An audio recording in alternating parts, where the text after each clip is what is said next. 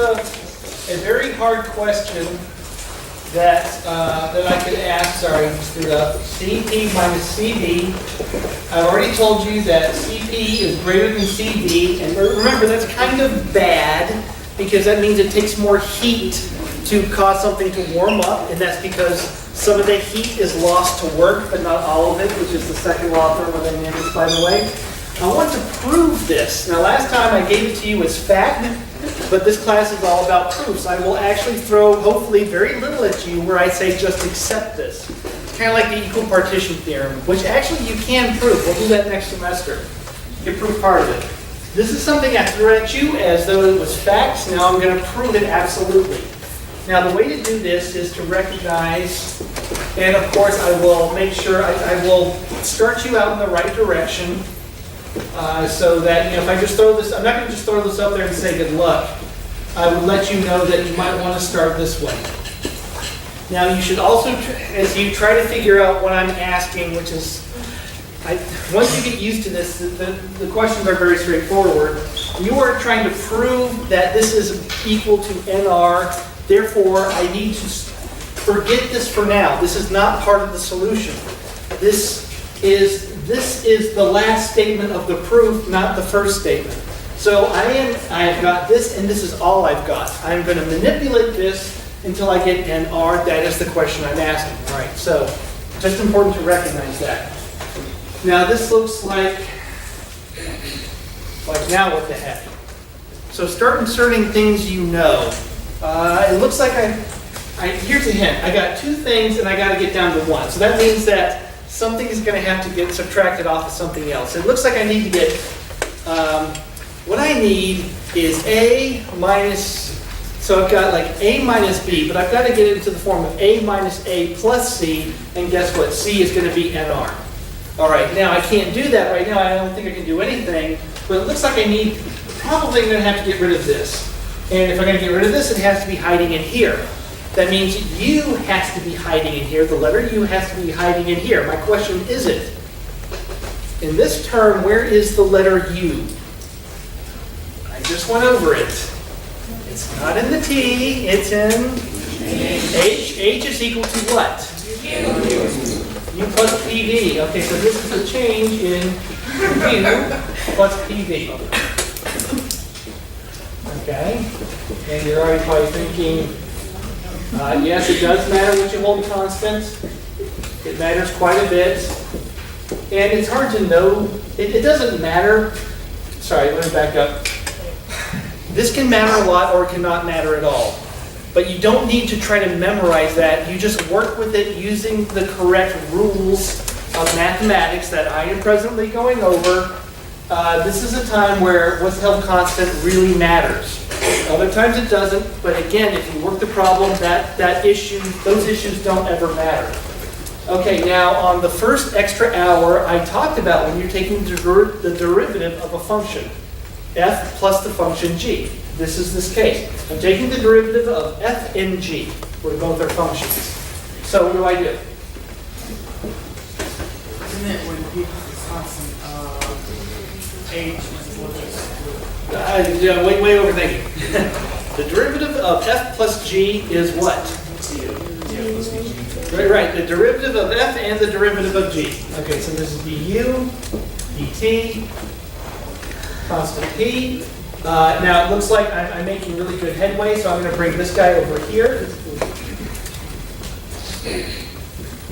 The change in PV.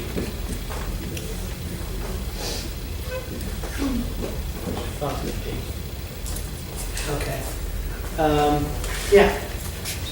All right, so what do I want to do next? Okay, so as usual, let me deal with this term.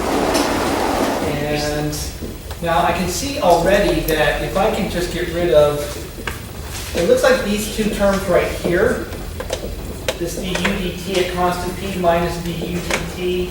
Now this is the product rule. So I'm going to bring out a v. So I'm going to let p change. So that means I've got to let p change. And yada, yada, yada. And then I do the opposite. P dv, pt, V. Now, when you do this product rule, again, let V change, hold P constant, vice versa. What you hold constant should not change. That wouldn't make sense. Okay, now, again, just some very basic rules of derivatives, the product rule, which you know. What I'm getting out of this already is I'm looking for an NR. Somewhere an NR has to appear, and I bet you it's here somewhere. And that means these have to cancel. So two things. I've got to find my NR, and I bet you I'm going to find it here. And I bet these have to subtract to 0. And where you lose points is when you just say it's 0, but you don't prove it. Again, what's held constant in this case does matter. You don't have to know that ahead of time. You can't, but my point is you can't just subtract them because you feel like it.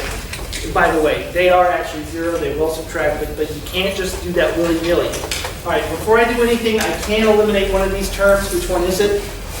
We've done this a couple of times now. I can eliminate a term. Which one is it? This one? Yeah. Why? P is constant. Right, okay. That's constant. Here's it's changing. It's not changing. The change is 0. That's why it's constant. This can go. So, when you're doing these proofs, look for that.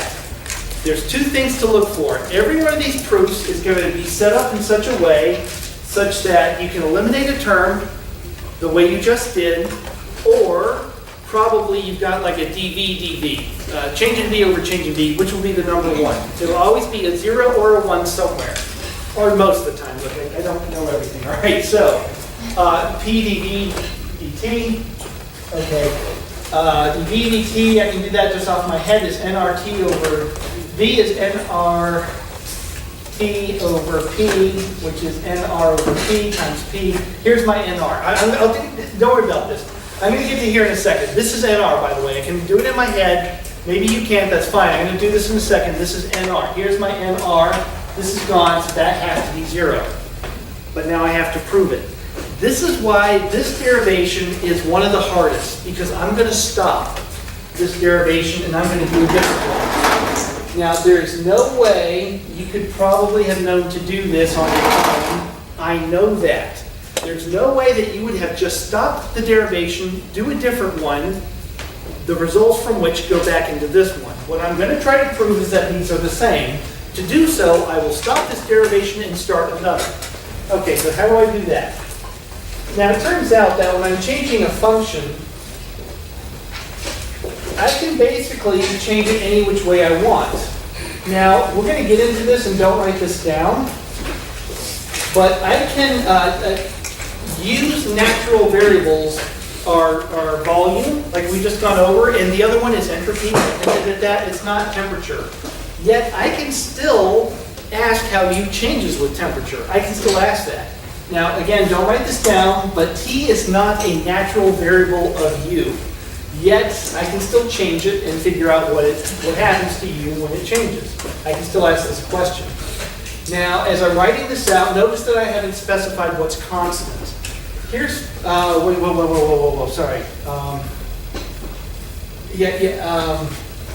I haven't specified what's constant, but what I'm going to do is, because I know that this is going to give me the right answer, to be perfectly honest, I'm going to hold P constant. Now, if you remember the formula for how F changes, F is the F dx at constant y dx plus the F dy at constant x dy. Okay, blah, blah, blah. Here's my point. I have decided to hold P constant. If I have decided to hold P constant here, it must change here. Big picture is that since I wrote a P here, I am obliged to do this. Now I'm obliged to let it change, in which case T is now held constant, and there you go. So again, once I started writing out the change of this function as a function of temperature, once I decided that pressure was constant, I then had to invert that relationship between P and T in the next term. I had to do that. All right, so now what I want to do with this, again, I can manipulate this in any which way I wish. I'm trying to get to du dt, and so I've got a du here, so I'm going to divide this by dt. And remember that this leading term, this conjugate term, is left alone. and I just divide by dt. Oh, see, there's an example of a 1. Again, I put this leading term, this derivative, I leave that alone. And there you go. Now, the last bit I've got to do is decide what's held constant. And now remember that I can basically do anything I want as long as I follow the rules of algebra. I also got to remember I'm trying to find this and I'm trying to find that. The u dt at constant p is right here. So I found this. What I'm missing is the u dt at constant p. I do not see it here. Now recall that as I do this little mathematical exploration, I can do whatever I want, including hold whatever variable I want constant. Whatever I choose is valid. The only question is, does it lead me to the right answer quickly? That's the only thing that is not clear. Now, once I've decided that, I'm obliged to follow through, which I have done. And I see, okay, what about the TDT? 1. All right, so so be careful when I do a strike through. I'll try to make certain that I write what it is. The strike through does not mean 0. Okay, so here's another crazy thing. I see another 0, but this is a subtle one. One of these terms. GPU over GPU limit, No, that's not 0. There's no reason for that to be 0. Pressure definitely. If I heat metal box, that's constant volume. The pressure will change. That's not 0. This is a subtle one. This one is this one. This is 0. Can you tell me why?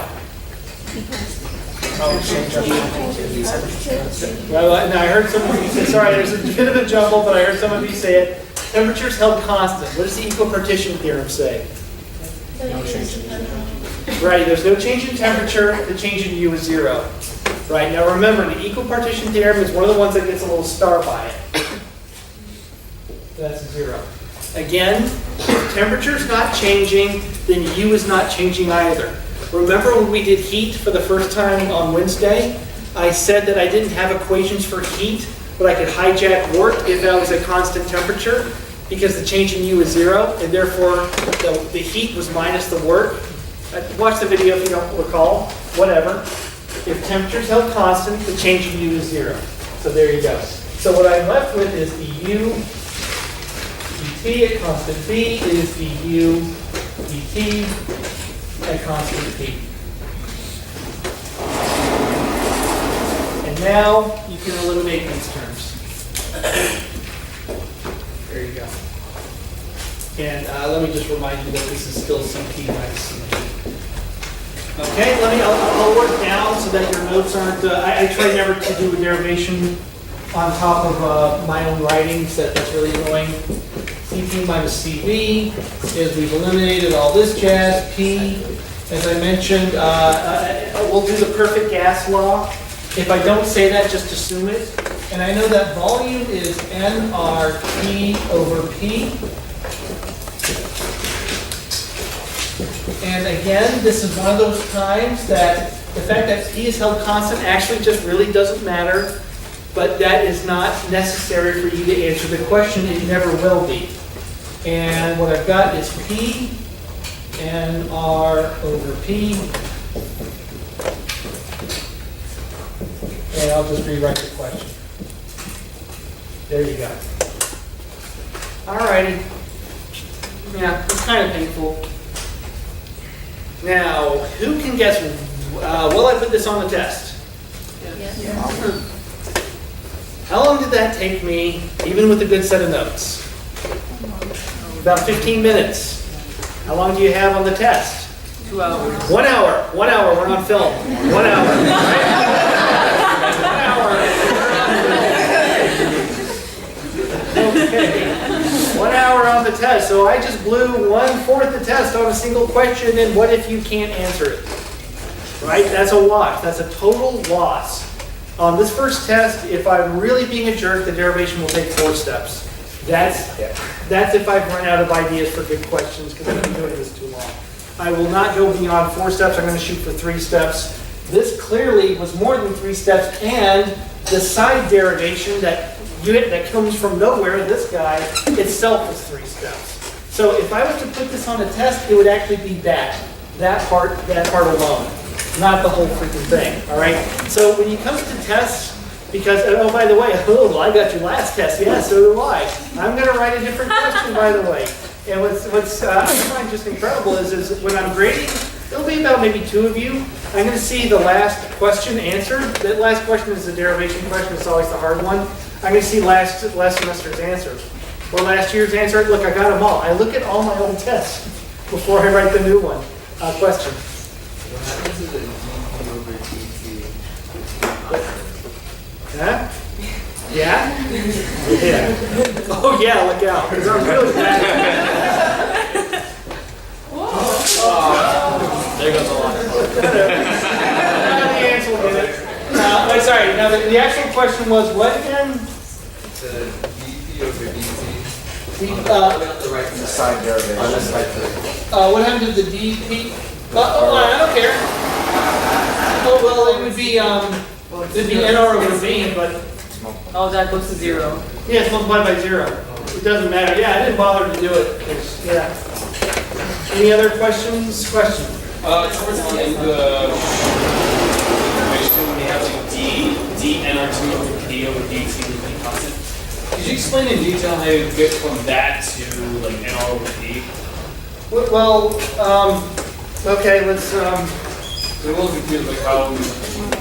well, so this ultimately, hopefully, you know how to do this, you're just not used to this with p's and t's and all that. This is no different than c times x. This is exactly the same. Now again, if you see this and you get lost, do what I just did and identify x is t and c is nr over p. Now what is the cx, dx, what is it? C del C. C, which is nr over p. Right there. And something that was in front of it which doesn't just can't back out. Right? See, it's this simple. I mean, this again, you probably had this the first week of calc. It's just different now because, it's got a quotient, sure. There's not p, x's, and y's, it's p's and t's. But then again, whatever, it's still roughly first week calc difficulty, which I really barely am going to go beyond in this class. Any other questions? We're okay? All right, so how about some more examples? I got a ton of them. And now this part, again, now I know that this probably was a lot to take. And I just want to show you, the range, and this is the high end. And I'm a big believer in getting rid of the harder problems first.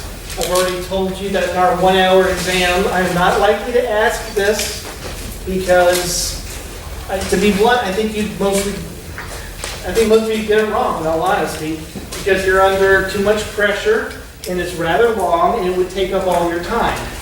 You'll panic, you'll get it wrong, and I don't see the point of that. So I'm not going to ask questions like that. So what kind of questions am I going to ask and how do I just design them? Let's see.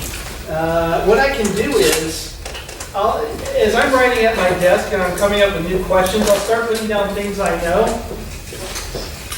And so what I'll do instead is this. Now I know that I've already done this, but I'm just trying to show you what my thought processes are. Again, I've already defined this, but let's just start anew.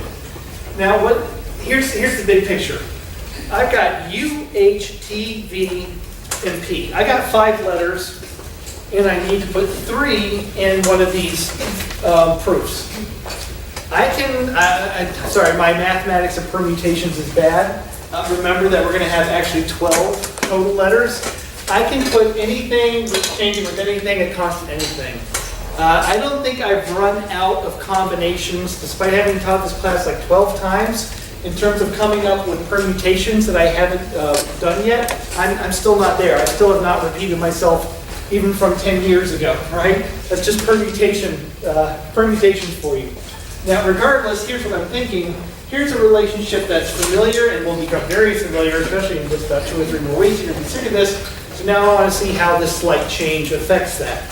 So anyway, that's just kind of what I'm thinking. All right, now you've been, I told you this, now I'm asking you that. Now the reason I told you this is to get you on familiar ground. Maybe you remember a little bit about how we asked something in class may get sparked. Something about this may help you begin to answer this. Notice that I'm not asking you to do this, I'm asking you to do this. When I remind you of something, like when I say the question, the UDT at constant V is CV, so what happens when pressure is held constant? I'm doing it this way because something about this is going to help you answer this. And here's how I would begin this. Now, first of all, obviously, the function needs to be u, because I'm looking at u changing. Remember, df is equal to dot, dot, dot. What's df? Clearly, I want it to be u. It doesn't have to be blunt. There are infinite number of ways. This is like an open-ended role-playing game. You can do whatever you want. It's Dungeons and Dragons, except it's thermodynamic. But there are ways to get to the answer faster than others. Now, this is probably the fast way to go. Now, I can see that pressure and temperature are part of the question I'm asking. So as I expand the change in function, my guess is that I'm going to do this with pressure and temperature. Now again, now that I've held T constant, I'm obliged to let it change. And then of course that means pressure held constant.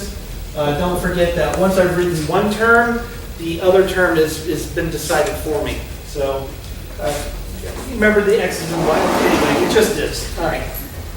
Now what I want to do is, I do not see, I'm not quite sure what to go with from here, so I'm going to divide by dt, and I'm going to hold p constant. And again, this is me trying to write down a simple question for your test. I start making permutations of things that I've already done, like du dt at constant v, and I just change a letter, something like that, and now I've got dt. Sorry, I'm being below CD. There we go. Okay, that looks nice. And now, of course, what I've got now, remember, it never matters what's held constant. That's the number one. And let's see, what I've got is I've got du dt, constant p is equal to, oh, what about this term? dp now? Zero. This is 0. So the whole, here, I'll do it this way, the whole thing is 0. Just remember it's from there. So I've got du dt at constant p is du dt at constant p. That was stupid. Okay, cross it out.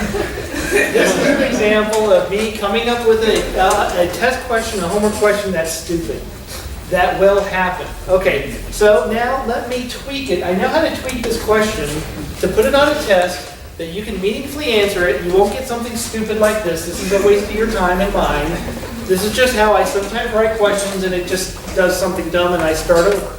I'm now going to start over, and again, this is me writing a question on your test. Okay, so now instead what I'm going to do is I've asked you this, and so that you don't get the null result, I mean, look, this is a perfectly fine proof. It's absolutely true. It's just kind of dumb.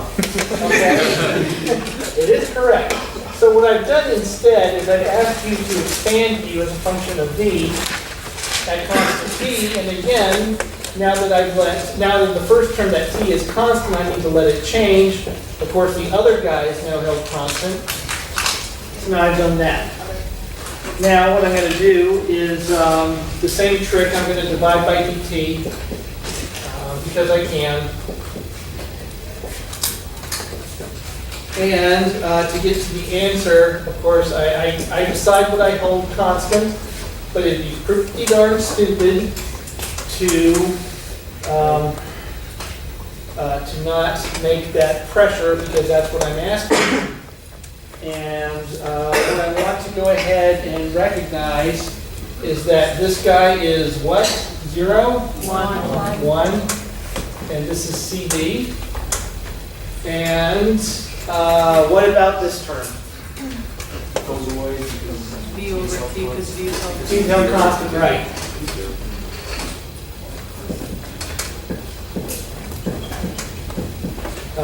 is equal to, here, come, there we go. Sorry, I didn't do this very well. There you go. Du dt at constant P is CV. There you go. Question?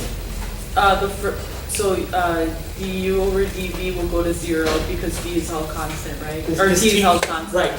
Equipartition theorem, Yeah. U only goes up or down if T changes. And so, yeah, there you go. Now, remember the remarkable thing about this is that I said that U is heat if there is no work. The only way there is no work is if there is no volume change. That is being violated here. If I keep pressure constant in a process, volume had to change.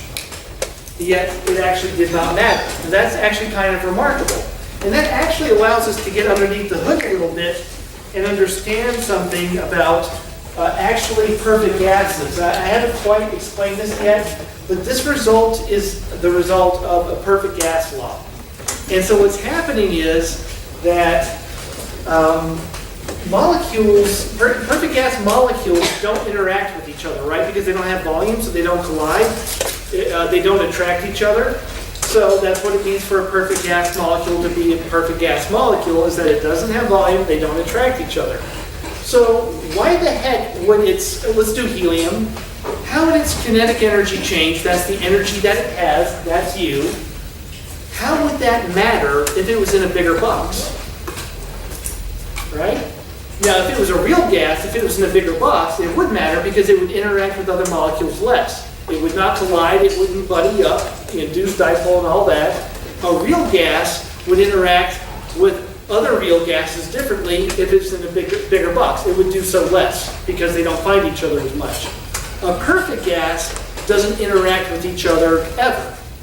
So why the heck would it matter if they were in a bigger box, which changes with pressure, or not, which means constant volume? Why would it matter?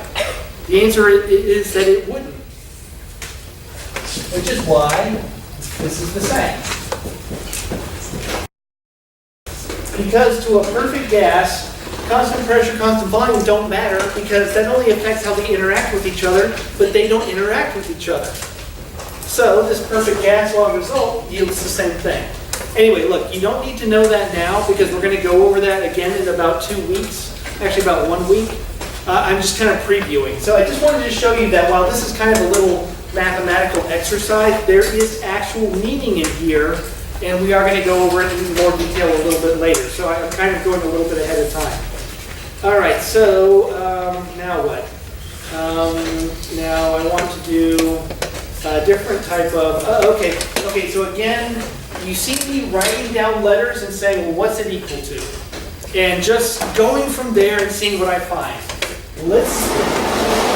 I've written one question on the first test, and now I'm going to write one for the final.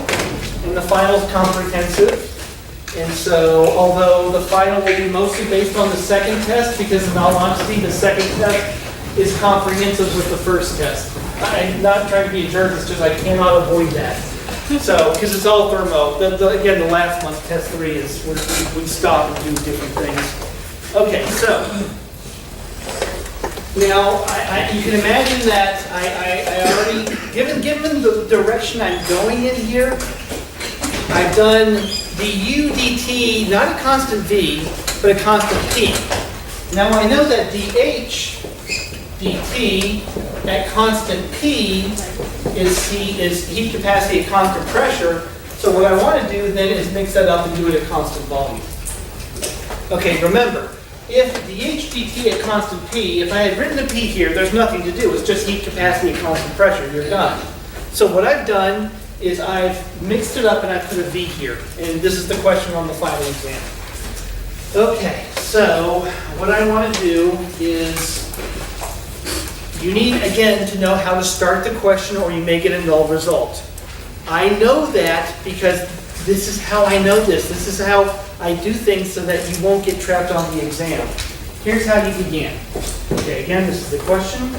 I will tell you how to begin so you are not spinning your wheels, getting null results. I'm going to tell you to expand it as a function of pressure and temperature. I'm going to tell you that. And again, this is going to quickly lead to the answer.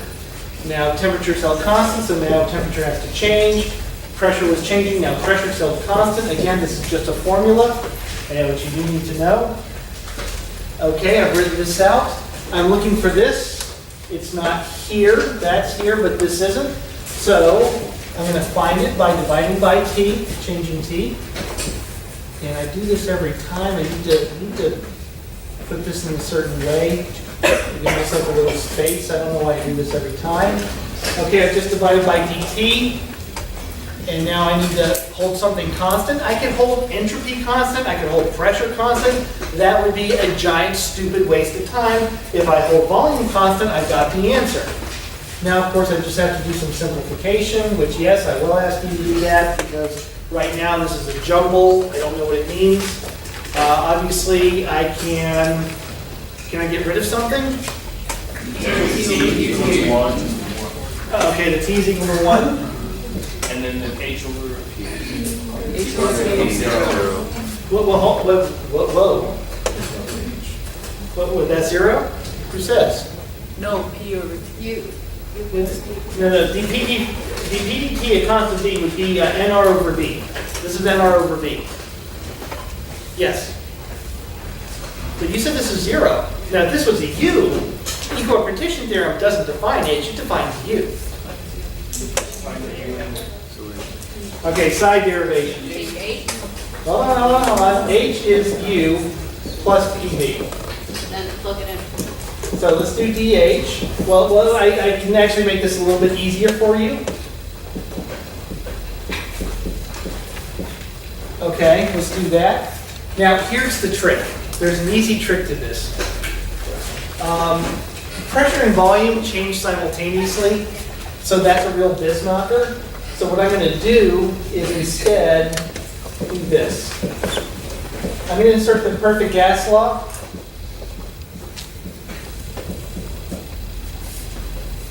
Sorry, plus, my bad, just going too fast. And this is dH, is the change in U. Now, N and R are constants. I could let N change, I never will, because this class is hard enough. Okay, so I can do this. Okay, so, and if you get confused, this is perfect gas law. You can do stuff like this. Actually, this will be the only time that you ever are going to have a problem like this of this nature. Okay, a constant temperature, what's this? 0. A constant temperature, what's this? 0.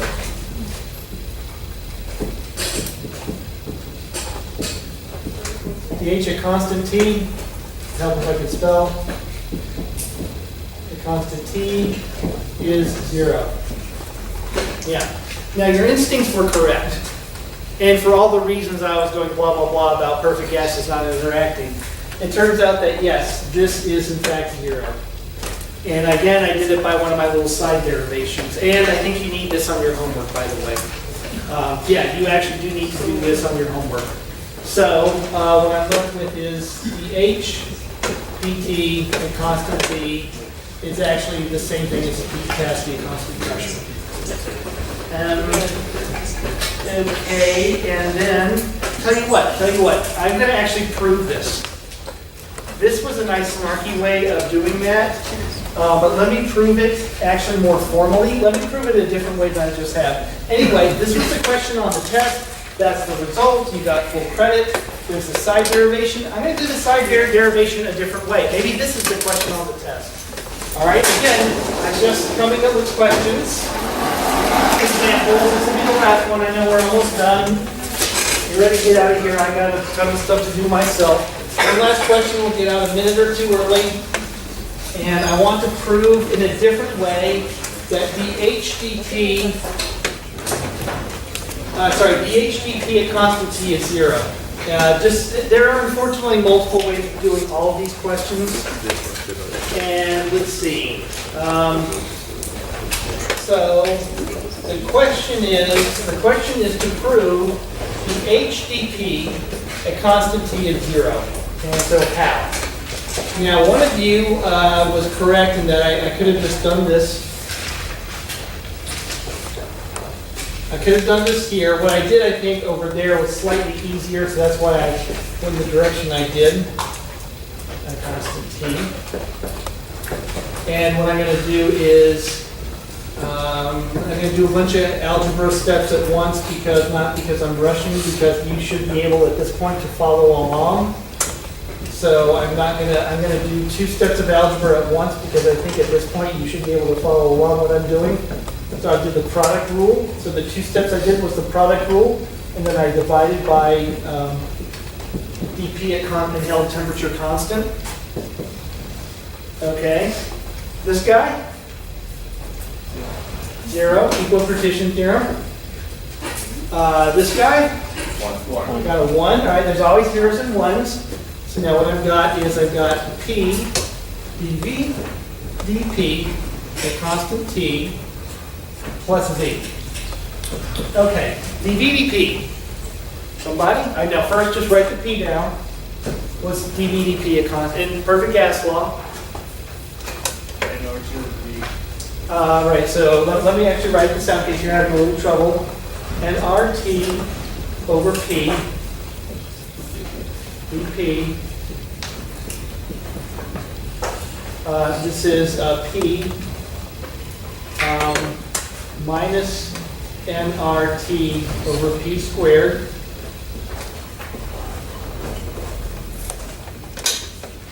And hopefully, I'm sorry I'm not using the board too well today, minus nRT, minus nRT over P plus V is equal to what? 0, because minus nRT over V over P is what? There you go.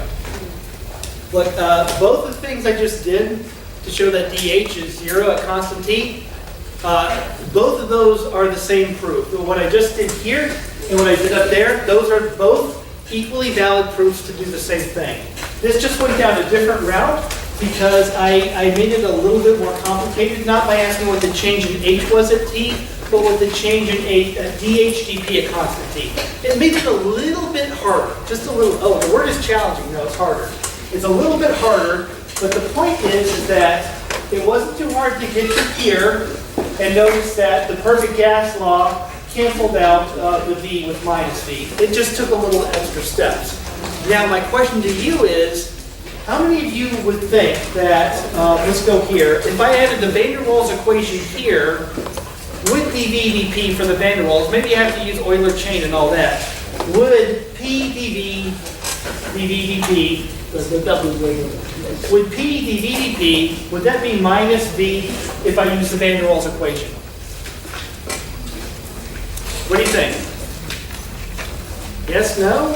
Would it give the perfect gas law result? Remember, P dV dP is minus V according to the perfect gas law. If I'd used the van der Waals equation, would I have gotten minus V? Yes. No, I would not get minus V. I would get something close, but it would not be perfectly minus V. If I did this for the perfect gas law, I get 0. If I do this for the van der Waals equation, these two will not quite balance each other out, and the result will not be 0. That's how real gases are different from perfect gases, which is the subject of next week's lecture.